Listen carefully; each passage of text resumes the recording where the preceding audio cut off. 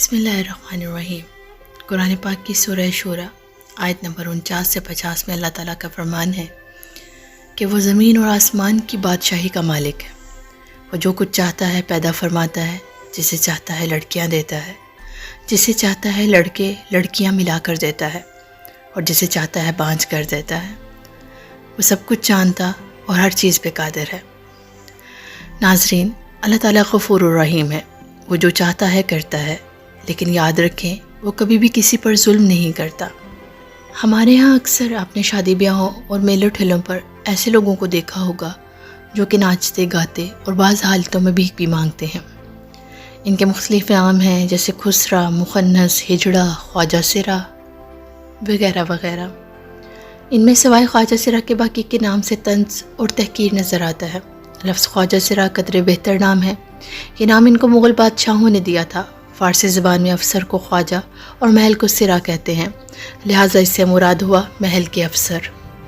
لیکن یہاں ایک اہم سوال ہم سب کے ذہنوں میں آتا ہوگا کہ آخر یہ تیسری جنس کے لوگ پیدا کیسے ہوتے ہیں؟ ناظرین، جہاں تک بایولوجیکل فنکشن کا تعلق ہے تو سائنسی طور پر انسان کی جب پیدائش ہوتی ہے تو بچے کے جنس کے تعین کے وقت مرد اور عورت کے کروموسومز آپس میں ملتے ہیں۔ ان میں سے کچھ کروموسومز ایسے ہوتے ہیں جو جینز کا تعین کرتے ہیں۔ اگر میل کے کروموسومز غالب ہوں تو لڑکا ہوتا ہے، اور اگر عورت کے کروموسومز غالب ہوں تو لڑکی پیدا ہوتی ہے۔ لیکن تیسری جنس کے کیس میں یہ اتفاق ہوتا ہے کہ مرد اور عورت دونوں کے کروموسومز برابر ہو جاتے ہیں، جو کہ عموماً بہت کم ہی ایسا ہوتا ہے۔ ایسی صورتحال میں جو بچہ پیدا ہوتا ہے وہ نہ مرد ہوتا ہے اور نہ ہی عورت۔ یہاں ایک بات جو بہت کم لوگ جانتے ہیں کہ تیسری جنس کے اندر بھی میل اور فیمیل ہوتے ہیں۔ اس کا تعین ایسے ہوتا ہے کہ فیمیل کروموسومز اگر میل کروموسومز پر دوبارہ غالب آ جائیں تو فیمیل خواجہ سرا کہلاتے ہیں، اس طرح میل خواجہ سرا بھی کہلاتے ہیں۔ ناظرین، خواجہ سراؤں میں بھی مختلف قسمیں ہوتی ہیں۔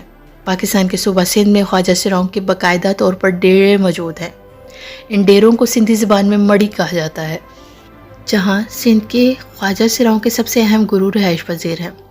خواجہ سراؤں کی ایک اہم قسم اولاکھڑے بھی ہے، جن کا دعویٰ ہے کہ وہ پیدائشی طور پر جنسی صلاحیتوں سے محروم ہوتے ہیں۔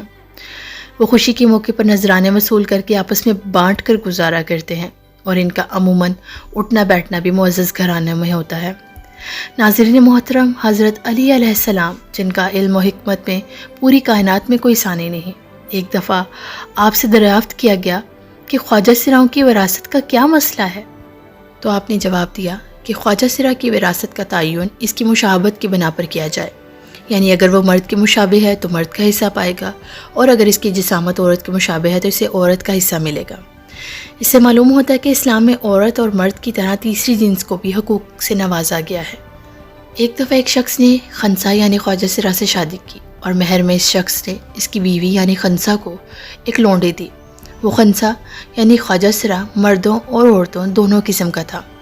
اس شخص نے اپنی بیوی یعنی خواجہ سرا سے جمع کیا تو اس سے ایک لڑکا پیدا ہوا، اور جب اس خنسا نے مہر میں آئی ہوئی اس لونڈی سے جمع کیا تو اس سے بھی ایک لڑکا پیدا ہوا۔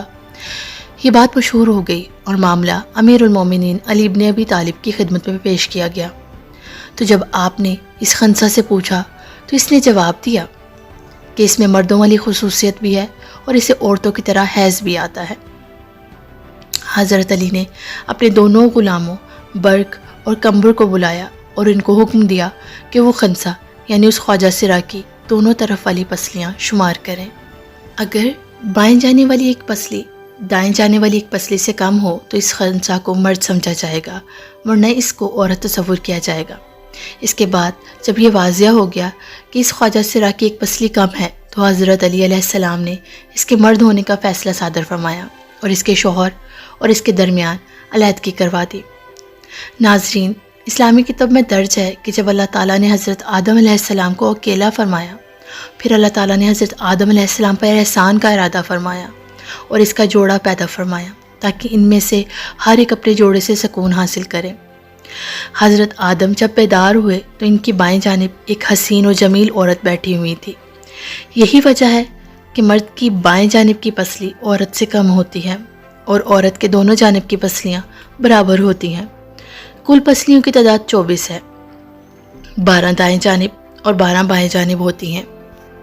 جبکہ مرد کے دائیں جانب 12 اور بائیں جانب 11 ہوتی تو مرد کی کل پسلیاں 24 کی بجائے 23 ہوئیں۔ لیکن ایک اسلامی جمہوریہ ملک ہونے کے باوجود اس ملک میں رہنے والے افراد اسلام سے بہت دور جا چکے ہیں۔ اسلام جتنا انسانیت کا درس دیتا ہے، مگر افسوس کے ساتھ کہنا پڑ رہا ہے کہ ہم اتنا ہی انسانیت سے دور ہوتے جا رہے ہیں۔ مختصر یہ کہ ہم اس قدر بے حس ہو گئے ہیں کہ ہمیں انہیں تڑپتی زندگیوں کے دکھ درد کا ادراک ہی نہیں، بلکہ ہم کسی نہ کسی طرح ان انگاروں میں تپش بڑھانے کا سبب بن رہے ہیں۔ یہ بالکل ہماری ہی طرح کے انسان ہیں، یہ سانس تو لیتے ہیں مگر گھٹ گھٹ کر۔ انہیں جینے کا حق تو ہے، مگر اس کے لیے انہیں بہت بڑی قیمت چکانا پڑتی ہے۔ ان کے رنگ برنگے لباس، چمکتے دمکتے زیورات، روشن رنگین چہرے، کھنکتے پائل اور لڑکھڑاتے اور بل کھاتے بدن میں زندگی کی دمک تو ہے، مگر دہکتے انگاروں پر۔